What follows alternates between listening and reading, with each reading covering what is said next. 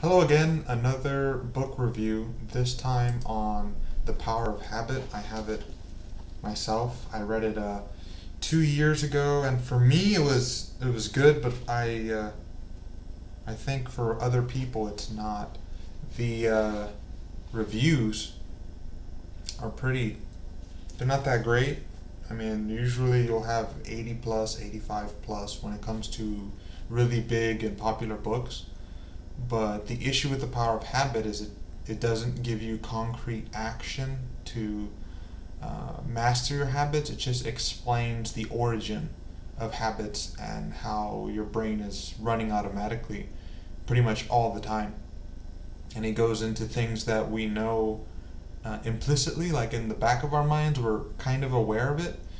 But he brings it to the front of our mind to say, you know what, this is who we are as humans.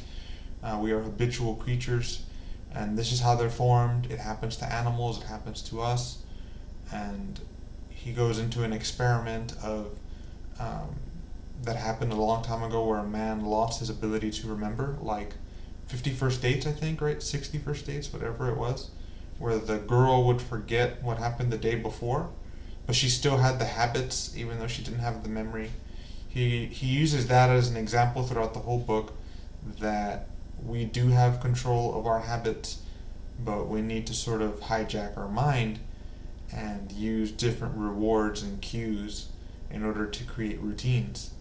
And that as we make the habits more integrated into our lifestyle, we put less effort into maintaining the habit.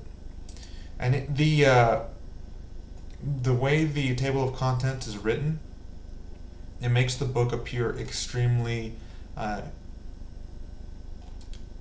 informational. I would say it makes it look like there's a lot of concrete information on what to do, but he doesn't really go into it. He goes more into stories and trying to explain basically how the brain works around habits, and how willpower is a finite source throughout the day, and that really each of us have a different level of willpower to start with, and it's more about efficiency than it is um, trying to increase your willpower or trying to hack your habits. And there really isn't much to the book besides reading it, but as a programmer, it's kind of half applicable and half not because um, practicing programming is a habit. So, I mean, it helped me, but that's only because I'm not that smart, like with myself before.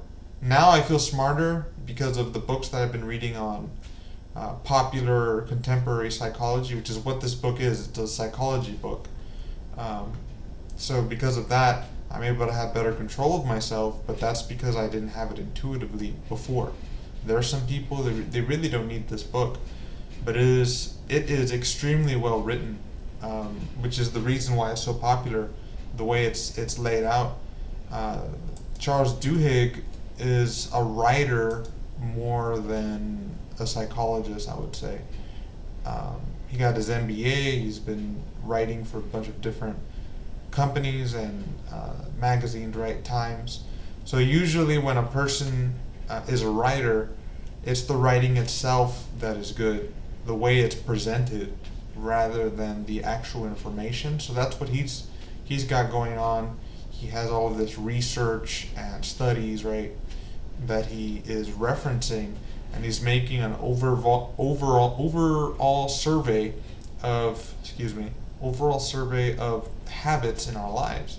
And he says that understanding how we form habits is going to give us the power to change them. So that's basically what this book is about, and it's not that big of a deal, to be honest with you. It's just super popular. I read it.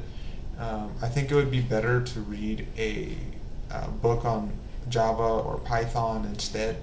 And there's another book. If you were to go scroll down and you were to see these uh, bestsellers ranks, you would see the social psychology or whatever. Atomic Habits is supposed to be, according to reviews, a better book for concrete methods of changing habits.